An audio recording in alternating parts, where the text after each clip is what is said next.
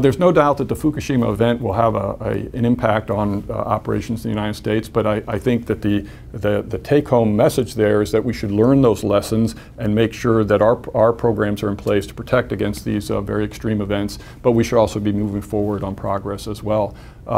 It's interesting to me that post 9/11 there were a number of upgrades that were being put in place for nuclear power plants, and some of those upgrades also address some of the issues that have been identified so far from the tragic Fukushima event. So I think we should learn from that event, and we should make whatever necessary upgrades that are needed and then continue on from there.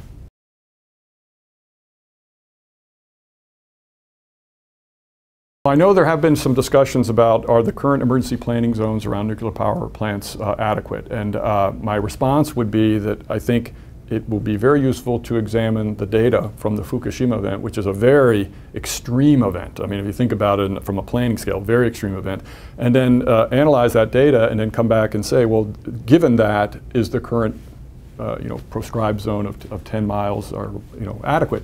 And it could very well be that it could be a scaled approach. It might be that, for example, maybe the data will speak to that maybe an outer ring of, I'll just arbitrarily pick 20 miles, but there you would just be educating the public at a higher level than perhaps the general public. So again, I think that there's an opportunity to lessons learned from Fukushima, and then it can compare that to these current planning zones and say, are they adequate? If they are, fine. If not, what would be the next logical step in that regard?